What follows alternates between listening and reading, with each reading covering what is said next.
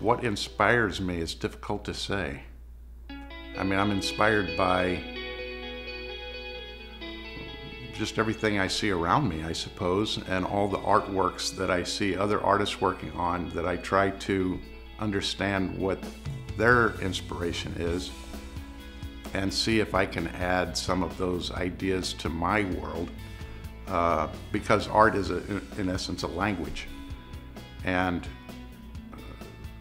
it's always good to be continuously expanding your vocabulary, or to understand elements, the deeper meanings of those elements, and how other people use them is very often surprising, because artists are constantly, if you take 1,000 artists, they're continuously dreaming up completely different ways of looking at things that each individual by themselves wouldn't think of, wouldn't even come into their range of vision.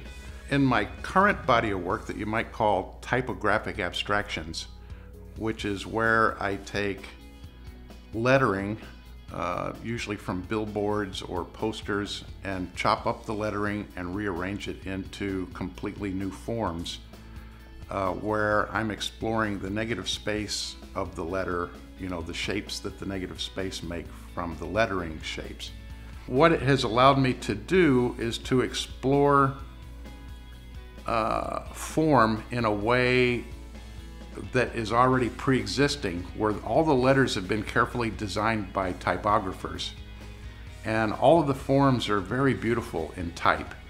And if you take them apart and you rearrange them into a new form, you still have all the beauty of the type, but you're no longer tied to any kind of literal meaning. And so the way I think of that is that I'm releasing the forms from their task of being the bearers of meaning. So the meaning becomes something completely different. It's no longer a commercial message. It's no longer some kind of, you have to do this, you do that. So I'm sort of like freeing the letters from their work, you could say.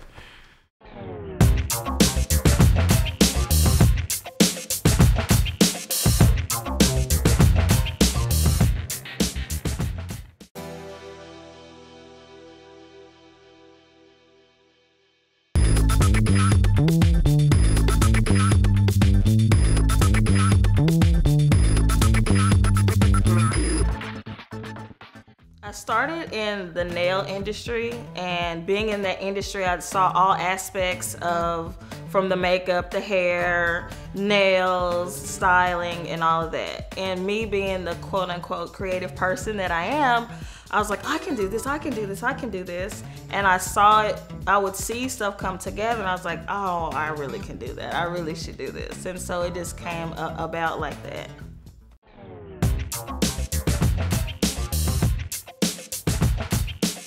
Teamwork plays a major part in getting the final image that you're wanting, and you have to be open-minded and creative. But tons of people always come to me, oh, you're a great makeup artist. Yeah, but if I didn't have a great photographer or a great stylist or have the great artistic direction, none of it would matter.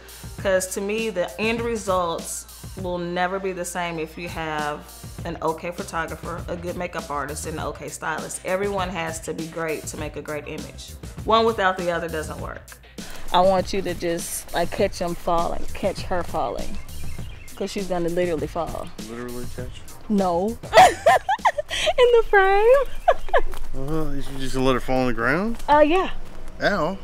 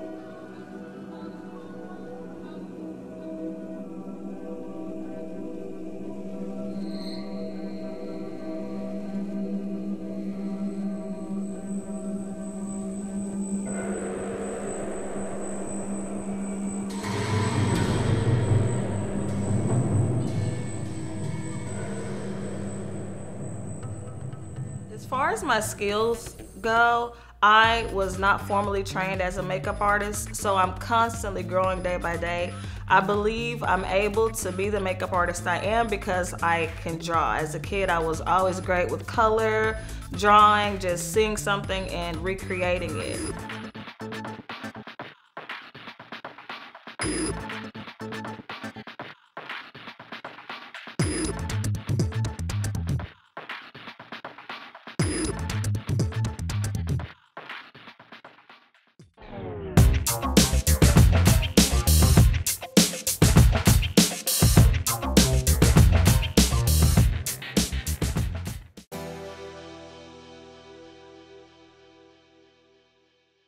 I started music lessons when I was 8 years old, and my mother took me to lessons, to piano lessons.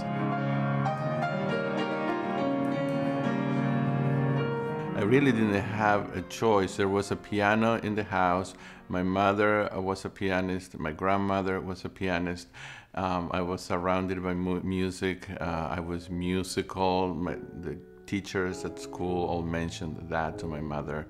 And so she decided to take me to piano lessons. As a musician, I believe that music can heal, can cure a person in many levels. And of course, we have the very well-known professionals of music therapy, which is now a very renowned profession in the world, music therapy. I am not a music therapist professional. I would call myself a music healer because I don't treat a specific disease with music, but I know that by helping a person create these waves, which translate into energy, and sound is energy and sound is waves, I believe that it can change a person at the molecular level. A lot of people go to hospitals and play music for children. I wanted these children to make music with their own hands and with their own hearts while they're in the hospital, regaining their health. And so that's how Musical Angels started.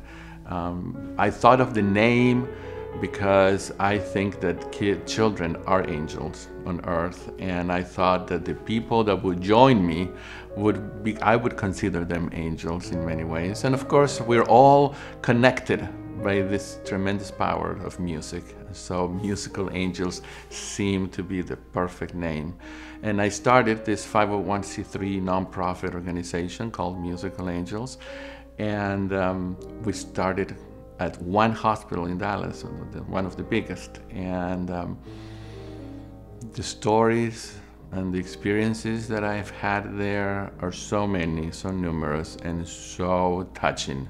Here I am, a person that has a bachelor's in music, a master's in music, in piano performance, and eventually I got the dream of my life, which was to attend the Eastman School of Music, which is the #1 school of music in the country, and I have a doctorate in piano performance from there. So anybody that has a doctorate in piano performance from Eastman School of Music, people have expectations. You're supposed to be this university professor and performer that just focuses in those areas, and I did that, but I felt that that wasn't enough.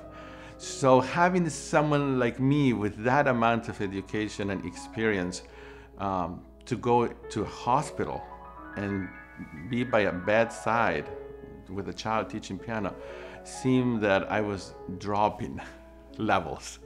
And I did get that sense from many people.